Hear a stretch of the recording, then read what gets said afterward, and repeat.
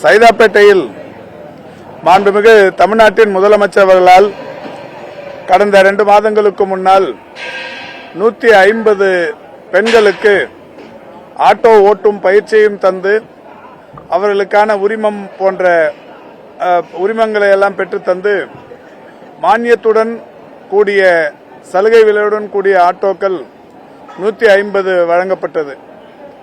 மாண்புமிகு தமிழ்நாட்டின் முதலமைச்சர் அவர்கள் நிதிநிலை அறிக்கையில் அறிவித்ததைப் போல மகளிர் ஆட்டோ ஓட்டுநர்களை ஊக்கப்படுத்துகிற வகையில் ஒரு ஆட்டோவுக்கு 1 லட்சம் ரூபாய் மானியம் என்கின்ற வகையிலேயும் ஆட்டோ கம்பெனியிடத்திலிருந்து சலுகையாக ரூபாய் 10,000 பெற்று அன்றைக்கு அந்த ஆட்டோக்கள் எல்லாம் மாண்புமிகு முதல்வர் அவர்களின் மூலம் இயக்கி வைக்கப்பட்டது. தொடர்ச்சியாக சைதாப்பேட்டையில் வாடகை ஆட்டோக்களை ஓட்டும் தோழர்கள் 150 பேருக்கு முன்பணம் எதுவும் கட்டாமல் டிவிஎஸ் நிர்வாகத்திடம் 40,000 ரூபாய் சலுகை விலை பெற்று அவர்களுக்கு ஆட்டோக்களை பெற்றுத் தருகிற ஒரு நிகழ்வு நடைபெற்று முடிந்திருக்கிறது. இதன் மூலம் இன்றைக்கு 150 வாடகை ஆட்டோ ஓட்டுநர்கள் சொந்த ஆட்டோ உரிமையாளர்களாக இன்றைக்கு மாறியிருக்கிறார்கள்.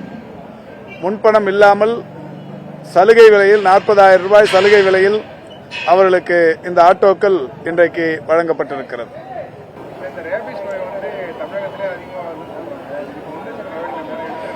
இல்ல அந்த மாதிரி ஒன்றும் இல்லைங்க. அதாவது டெங்கு இந்த ஆண்டு தான் இருக்கிறதுலேயே கடந்த 15 ஆண்டுகளுக்கு பிறகு பெரிய அளவில் கட்டுப்படுத்தப்பட்டது என்பது இந்த ஆண்டு.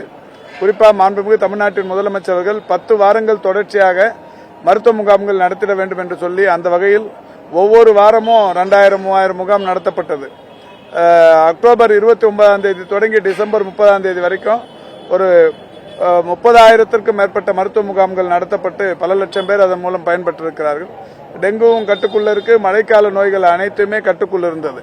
குறிப்பாக சென்னை, செங்கல்பட்டு, திருவள்ளூர், காஞ்சிபுரம் ஆகிய 4 மாவட்டங்களும், தென்காசி, திருநெல்வேலி, தூத்துக்குடி, கன்னியாகுமரி ஆகிய 4 மாவட்டங்களிலும் ஏற்பட்ட அந்த மழை வெள்ள பாதிப்புகளிலும் கூட அந்த பாதிப்புகளிலும் தொற்று நோய் பரவாத வண்ணம் ஒரு எடுத்த நடவடிக்கைகள், அங்கே நடத்தப்பட்ட மருத்துவ முகாம்களின் காரணமா ஒருத்தருக்கு கூட அந்த தொற்று நோய்களின் பாதிப்பு என்பது இல்லாத நிலை என்பது இருந்து கொண்டிருக்கிறது. அந்த வகையில் எந்த நோயின் பரவலும் தமிழகத்தில் தற்போது இல்லை. செய்திகளை உடனுக்குடனும் துல்லியமாகவும் தெரிந்து கொள்ள சப்ஸ்கிரைப் பண்ணுங்க.